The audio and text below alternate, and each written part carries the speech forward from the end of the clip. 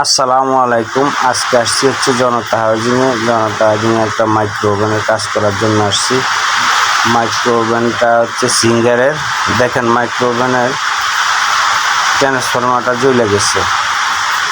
আর ট্রান্সফরমারটা জ্বলে গেছে কী কারণে? এই ট্রান্সফরমার জ্বলে যাওয়ার কারণ হচ্ছে ক্যাপাসিটারটা ডাইরেক্ট হয়ে গেছে। ক্যাপাসিটারটা শর্ট হয়ে গেছে।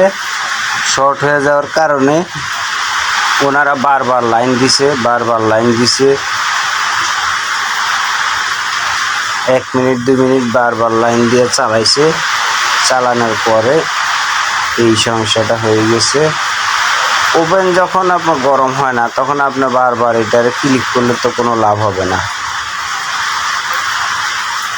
তো ওভেন যখন আপনার গরম হবে না তখন আপনি বন্ধ করে দ্রুত টেকনিশিয়ান দেখানো ভালো।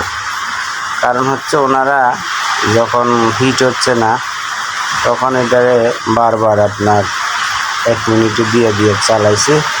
চালানোর পর ট্রান্সফরমারটা পুড়ে গেছে। কেউ এই ভুলটা দয়া করে করবেন না যে যখন দেখবেন যে মাইক্রো ওভেন গরম হয় না তখন আপনার টেকনিশিয়ান দেখাবেন। না দেখাইলে আপনার এই ধরনের প্রবলেম হবে। দেখা গেল প্রবলেমটা অল্প, তখন আপনার এই ওভেনটা শুধু ক্যাপাসিটারটা চেঞ্জ করে দিলেই ওভেনটা ঠিক হয়ে যেত যদি উনি বারবার লাইন না দিত।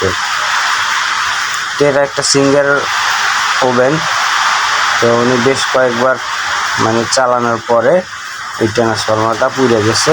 ইনশাল্লাহ ট্রান্সফরমার চেঞ্জ করে দিব।